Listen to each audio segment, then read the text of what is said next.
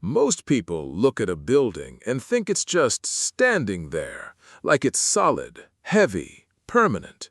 You walk into a house, sit under a bridge, lean on a railing, and it feels simple. It just exists, holding things up. But that's not what's actually happening. Every single piece of structure around you is under stress, right now, all the time. Nothing is just standing. Everything is dealing with forces trying to pull it apart, crush it, twist it, or tear it sideways. And the strange part is, most of these forces are completely invisible. You don't see them, you don't feel them, but they are always there, doing their job quietly in the background. If you understand this, you start seeing buildings in a totally different way, not as static objects, but as systems that are constantly fighting to stay in shape. Let's start with something simple. Take a chair you're sitting on. You probably think it's just supporting your weight, but if you actually break it down, your weight is traveling through different parts of that chair in different ways. The legs are getting pushed down, the joints are being squeezed, the material is slightly bending even if you can't see it. Now scale that up. A building is just a more complicated version of a chair. A bridge is just a much longer version of a table. A tower is just a vertical system trying to not collapse under everything acting on it. Same physics, just bigger consequences. Here's where it gets interesting. When engineers design structures, they don't think in terms of does this hold up or not in a vague way. They think in very specific types of internal behavior. They ask, what is this material actually experiencing inside? Because materials don't just hold load, they respond in very specific ways depending on how that load is applied. And almost everything in structural engineering comes down to a small number of basic internal actions. Once you understand these, you basically unlock the language of structures. But before we get into names and definitions, forget theory for a second. Think about a rope.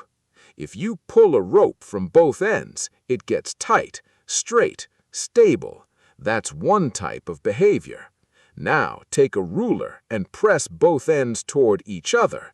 It doesn't stay straight, it bends. That's a completely different type of behavior. Now take a towel and twist it from both ends. It doesn't just bend or compress, it rotates and deforms in a spiral way. Same idea, different force, different response. Structures are doing all of these things at the same time, depending on what's acting on them. And this is the key idea most people miss. A structure is not defined by its shape. It is defined by how it handles force. A straight steel beam is not strong just because it's steel. It's strong because it knows how to handle a very specific kind of internal stress when loads try to bend it. A concrete column is not strong just because it's thick. It's strong because it can resist being squeezed without suddenly collapsing. So when you see a building, what you're really looking at is a collection of elements, each dealing with different kinds of internal stress, all working together in balance. And here's the part that surprises most people. Failure in structures is rarely dramatic at first. It starts small, almost invisible. A slight bend that shouldn't be there, a tiny crack that appears and spreads slowly. A connection that starts to loosen under repeated stress, a column that doesn't fail instantly but starts to deform before it gives up completely. Structures usually don't just break, they go through stages. They communicate stress before failure happens. But you only understand those signals if you know what you're looking at. That's why engineers don't just look at shapes, they look at forces inside those shapes. because externally, a beam looks fine, a column looks fine, a bridge looks fine, but internally, the story might be completely different. One part might be being pulled apart, another part might be getting crushed, another part might be experiencing sideways deformation that slowly builds up over time. All of this is happening simultaneously, even in something as simple as a beam holding up a floor. And the moment you realize this, your perspective changes. You stop seeing buildings as static objects. You start seeing them as active systems. Systems that are constantly balancing invisible internal battles just to stay stable. And once you see that, you start asking better questions. Why are some structures tall and thin, while others are short and wide? Why do certain beams sag in the middle, while others don't? Why do certain materials fail suddenly, while others deform slowly before breaking? Why do engineers obsess over shapes that look almost unnecessary at first glance? None of these are random design choices. They are responses to force. And force is the real language of structures. Not drawings, not aesthetics, not even materials on their own. Force. Everything we're going to talk about from here on out starts with that idea. Because once you understand how force moves through a structure, you can understand why it looks the way it does, why it behaves the way it does, and ultimately, why it fails the way it fails. And surprisingly, all of this complexity comes down to just a few basic types of internal actions. Simple ideas, but they explain almost everything you see in construction. In the next part, we'll start breaking them down one by one. And once you see them clearly, you won't look at buildings the same way again. When people first learn about structures, they usually expect it to be complicated.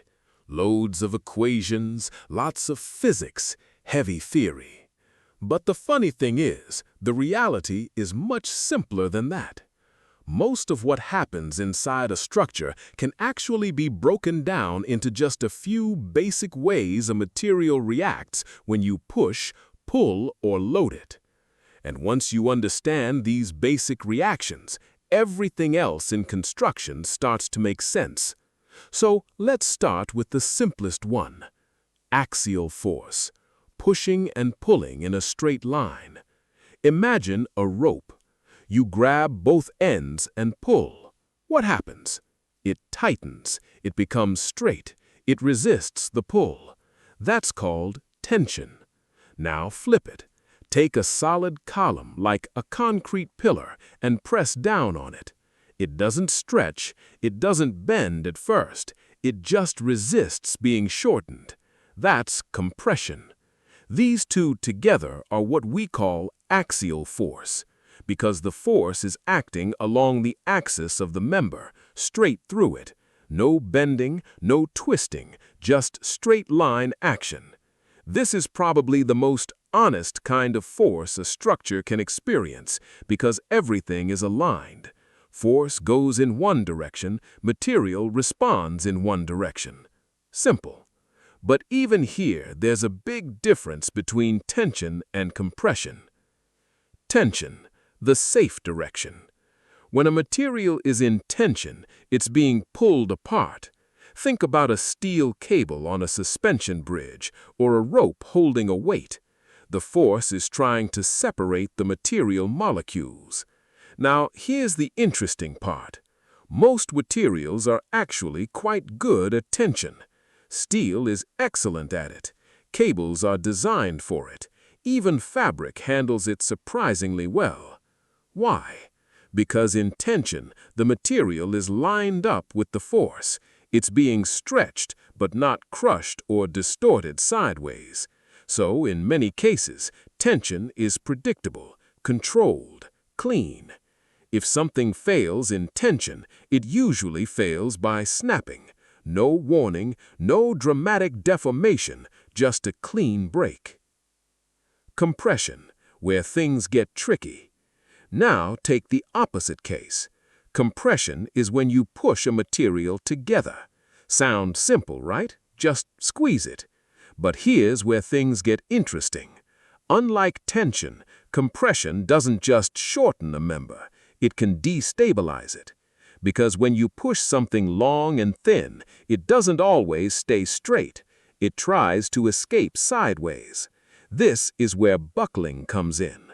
A long column under compression doesn't just get shorter, it can suddenly bend and collapse, even if the material itself is still strong. That's why columns are often thick or braced or carefully designed, because compression failure is not just about strength, it's about stability.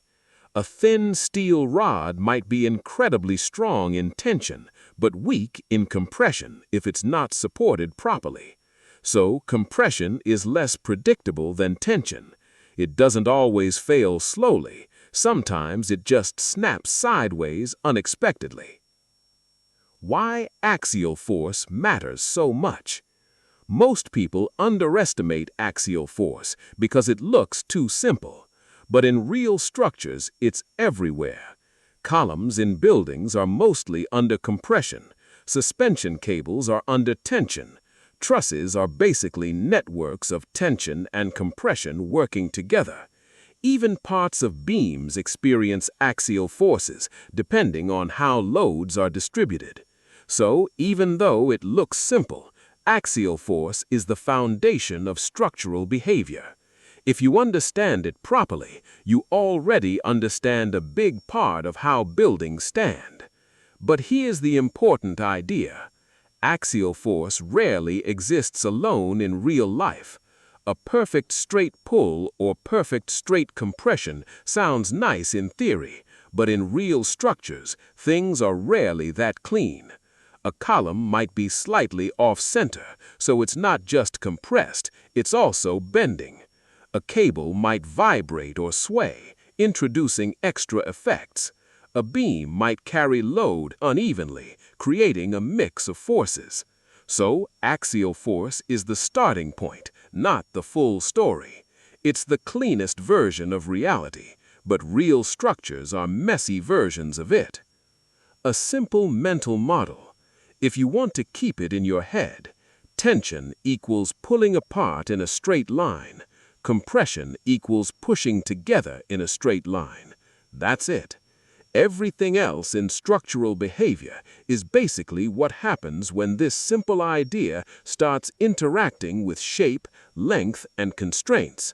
And once you see axial force clearly, the next step is where things get more interesting, because structures don't just get pulled or pushed, they bend.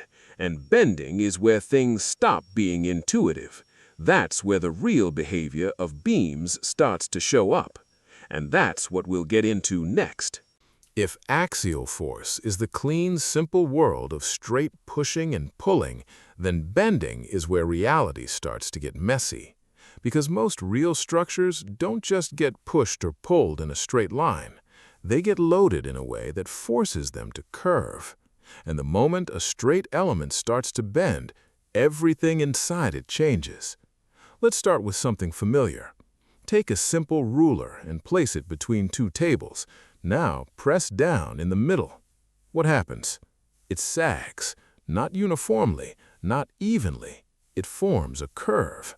And even though it looks like one smooth shape, inside that ruler something very specific is happening. The top part is being squeezed, the bottom part is being stretched at the same time. Same object, same load, two completely opposite internal behaviors. That's bending. Bending is not just curving. Most people think bending is just a shape change, but structurally, that's not what matters. What matters is what's happening inside the material, because bending is actually a combination of two things happening together. Compression on one side and tension on the other side, and between them there is a line where nothing is being stretched or compressed. That line is called the neutral axis. You don't see it, but it's always there in a bending element. Why beams exist in the first place? Now, think about buildings. Why do we even need beams? Why not just build everything as solid blocks? Because spans exist. You want to go from one column to another without filling the space in between. So you place a beam, and that beam has one job: carry load across space. But it doesn't just carry it like a column. It doesn't just compress, it bends. And that bending is how it transfers force from one support to another. The internal reality of a beam. Here's the part that surprises most people. When a beam bends under load, it looks like it's just dropping in the middle, but inside it's a battle of two opposite conditions. The top fibers getting shorter, compression, bottom fibers getting longer, tension. And at the further you go from the middle, the more intense those effects become. Right in the middle, there's a region that is not really stretching or compressing. That's why engineers care so much about where the neutral axis sits, because that's the balance point of the entire behavior. Why materials matter in bending. Now, here's where design becomes interesting. Different materials behave very differently under bending. Concrete is strong in compression, weak in tension. Steel is strong in both, but especially good in tension. So when you combine them, like in reinforced concrete, you are basically designing a system where concrete takes compression, steel takes tension. It's not random, it's a division of labor inside the same bending element.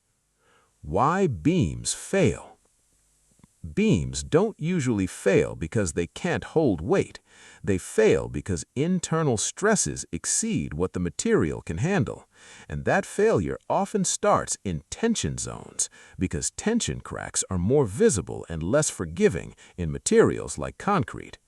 Once cracking starts, stiffness reduces and deformation increases. It becomes a chain reaction. So bending failure is not sudden in most cases. It usually starts small, a slight sag that increases over time, tiny cracks forming at the bottom, a gradual loss of stiffness. And only then, if it continues, does it become structural failure. The hidden complexity of something simple. From the outside, a beam just looks like a straight line holding up a floor, but internally it is doing something much more complex. Compressing one side, stretching the other, balancing around a neutral axis, transferring load to supports, all at the same time. And the longer the beam, the more pronounced all of this becomes. That's why long spans are such a challenge in engineering, because bending increases with length, not linearly, but dramatically. A simple way to think about bending. If you want a mental model, axial force is straight fight. Bending is an internal disagreement inside the material. One side wants to shorten, the other wants to stretch, and the structure has to survive both at once. That's why bending is so important.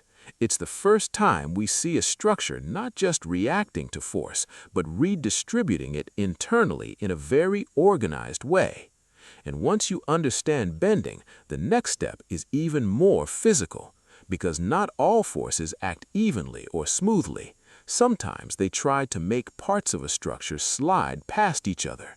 That's where shear comes in, and that's what we'll break down next. If bending is like a quiet internal argument inside a beam, then shear is more like something trying to literally tear parts of it sideways. It doesn't feel as intuitive at first, because we're used to thinking in terms of push and pull, up and down. But shear is different. It's about layers trying to slide past each other. Let's start with something simple. Take a deck of cards, put it on a table. Now push the top of the deck sideways while the bottom stays still. What happens? The cards start to shift relative to each other. They don't all move together. They slide. That sliding effect is shear. What shear really means? In structural terms, shear is when a force tries to make one part of a material move sideways relative to another part. Not stretching, not compressing, just sliding. Imagine cutting paper with scissors. The blades don't pull the paper apart. They apply opposing forces that make the material fail along a sliding plane. That's shear failure, where shear shows up in real structures. Now here's the important part. Shear is everywhere, but you usually don't notice it directly. It hides inside other behaviors. Take a beam again. When a beam is loaded, we already know it bends. But near the supports, where the beam meets a wall or column, something extra happens. The load doesn't just cause bending, it creates a strong tendency for one section of the beam to slide relative to another section. That internal sliding tendency is shear. So even though we talk about bending beams, in reality, beams are always dealing with both bending moment, shear force, at the same time. Why shear is dangerous? Shear is sneaky, because unlike bending, which you can often see as a smooth curve, shear failure can be sudden. It doesn't always give you a nice warning shape. It can appear as diagonal cracks, especially in materials like concrete. Those cracks are not random. They are the material's way of saying, I'm being pulled apart internally in a sliding direction. And once shear cracks form, things can deteriorate quickly, because shear affects the integrity of the entire cross-section. The diagonal crack pattern. If you ever look at damaged concrete beams, you'll often see cracks that are not vertical, they're diagonal.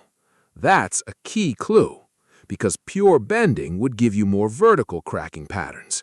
But shear introduces a different stress path, one that travels diagonally through the material.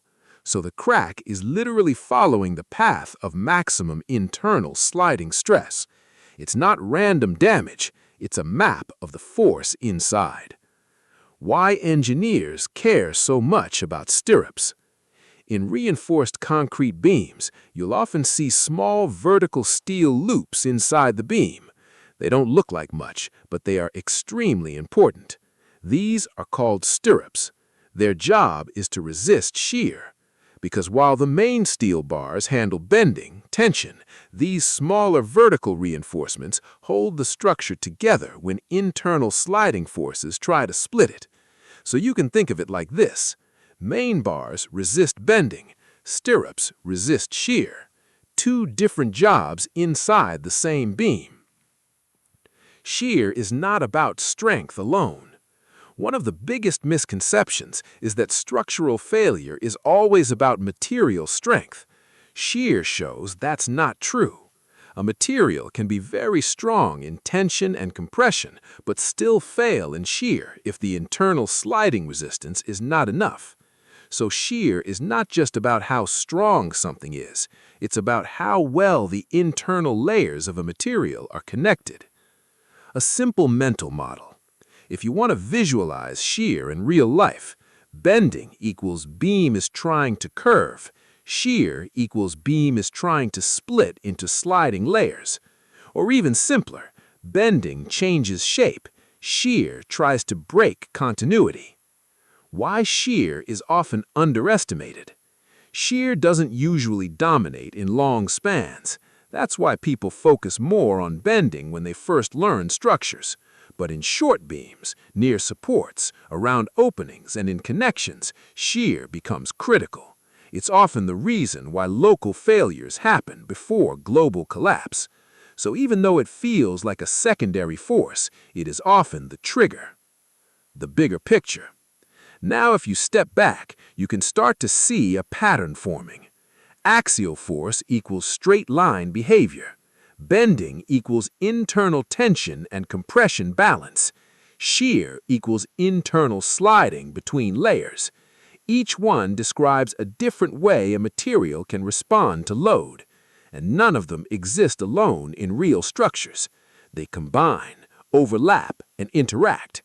which is exactly what makes structural behavior both complex and fascinating. Because the moment you understand shear, you realize something important. A structure is not just holding weight, it's constantly managing different types of internal motion at the same time. And we're still not done, because there's one more major behavior left, one that twists the entire idea of structural response. That's torsion, and that's where things rotate. So far, we've talked about forces that pull, push, bend, and slide. But there's one more behavior that feels a bit different from all of them.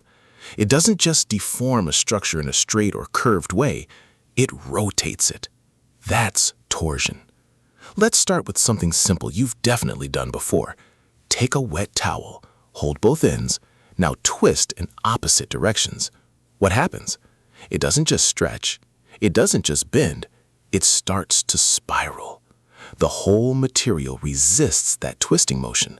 That resistance is torsion. What torsion actually means, in structural terms, torsion is when a force tries to rotate a member around its axis. So instead of pushing straight, axial, bending sideways, or sliding layers, shear, you're dealing with rotation. Think of it like this. Axial force, straight line. Bending, curve. Shear, slide. Torsion, twist. That's the clean picture. Where torsion shows up in real life, torsion is more common than people think, but it's often hidden. Let's take a few examples. A car axle. When the engine turns it, it has to transmit rotation along its length. That shaft is under torsion the entire time. Or a screwdriver. When you twist it, the shaft is resisting that rotational force. Or a balcony that sticks out from a building.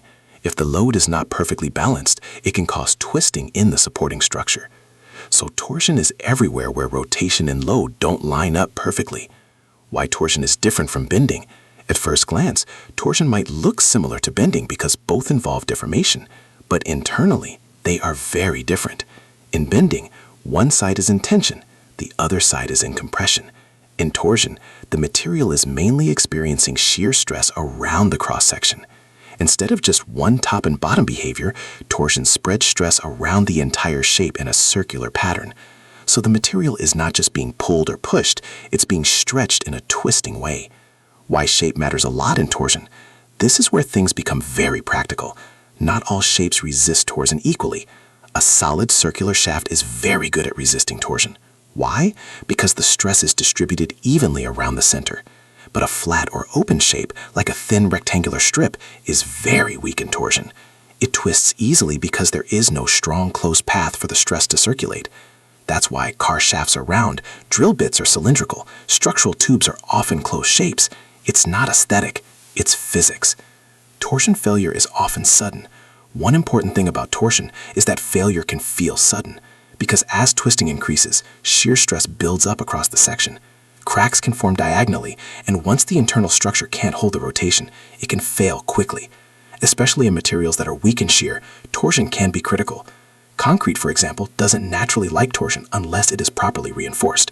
A simple way to visualize torsion: if bending is like a beam smiling or frowning, then torsion is like the beam trying to turn its face sideways while everything inside resists that rotation. Or even simpler, bending equals shape curves, torsion equals shape rotates.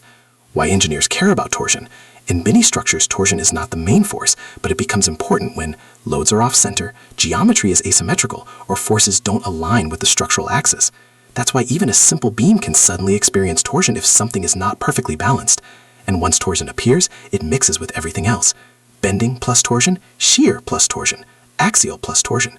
Real structures rarely deal with one clean force at a time. They deal with combinations. The bigger picture. Now we've covered 4 core behaviors: axial force, straight push or pull; bending, internal tension plus compression; shear, sliding inside the material; torsion, rotational twist.